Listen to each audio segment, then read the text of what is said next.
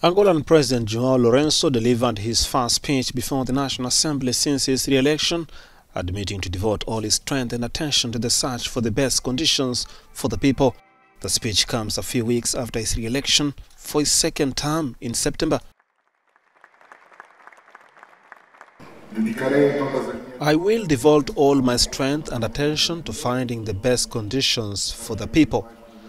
The main problems of the country, as well as we all know, in the past 5 years, our country has experienced enormous turbulence, including two crises that have created difficulties in the lives of all families, businesses, and state institutions.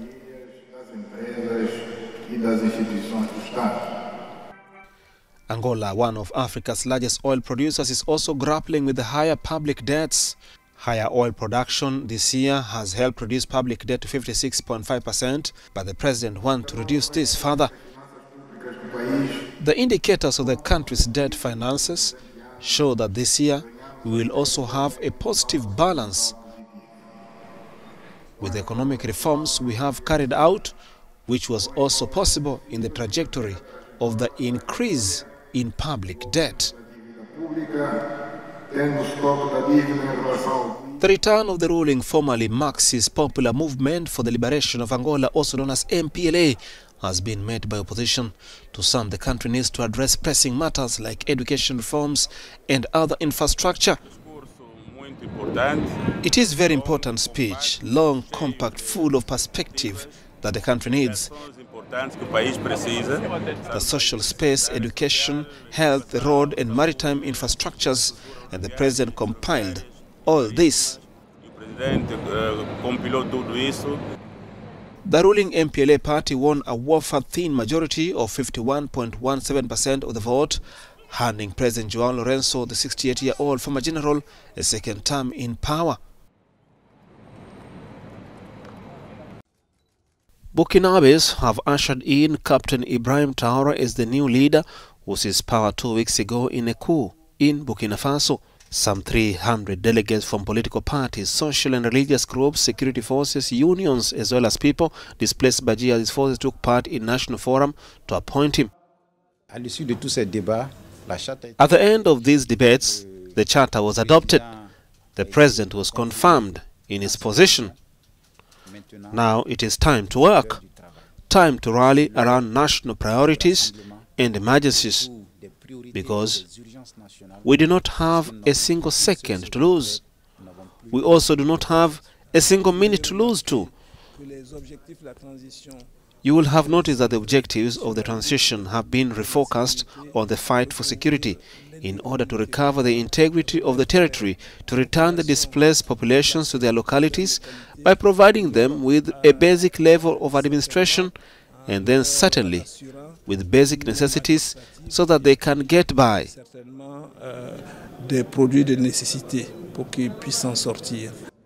Burkina Faso has a long history of coups since independence from France in 1960. The latest are rooted in unrest within army ranks over the jihadist insurgency that swept in from neighboring Mali in 2015.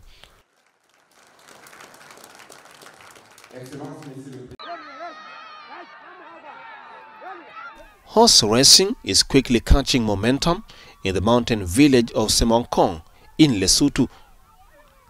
In the southern African kingdom of Lesotho, this is a century-old tradition and a major social occasion in the nation of about 2 million people. I am very happy. I'm happy that my horse won the race. I'll be able to look after it and maintain it. And as an owner myself, I will be able to do other important, pressing matters. Winning prize can reach over $130, about the same amount as the average monthly salary in the country.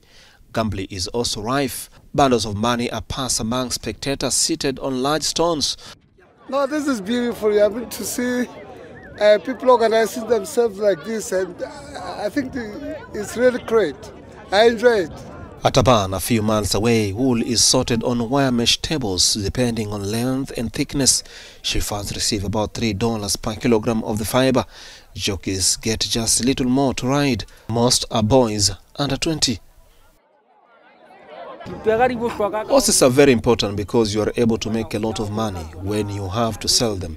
They are also important because as they take part in these races, you get something to assist at home and buy things like paraffin for the family. The horse came to Lesotho with European settlers in the 19th century. The local pride, the Basuto pony, is a result of crossbreeding over time.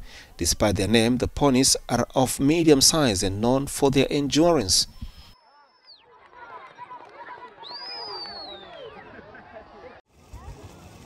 Aid organisations and the United Nations are calling for urgent famine relief for East Africa as the people of Kenya, Somalia and Ethiopia confront their worst drought for 40 years.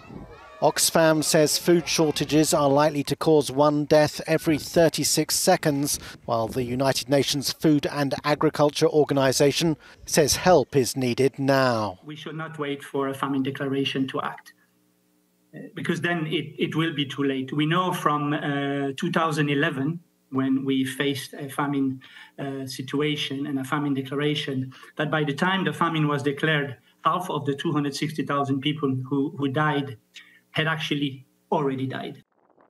4 successive seasons of poor rainfall have caused livestock to die and crops to fail, with rural populations in hard-to-reach areas of Somalia the hardest hit. The current drought is the worst that we have seen in the last 4 decades. It has affected about 7.8 million people. So that just put things in perspective, this is about half of Somalia's population. 90% of the country is facing extreme drought. High food prices caused by the war in Ukraine have exacerbated the situation, and the FAO also warns food instability is often linked to an increase in gender-based violence. The alert coincides with the United Nations World Food Day.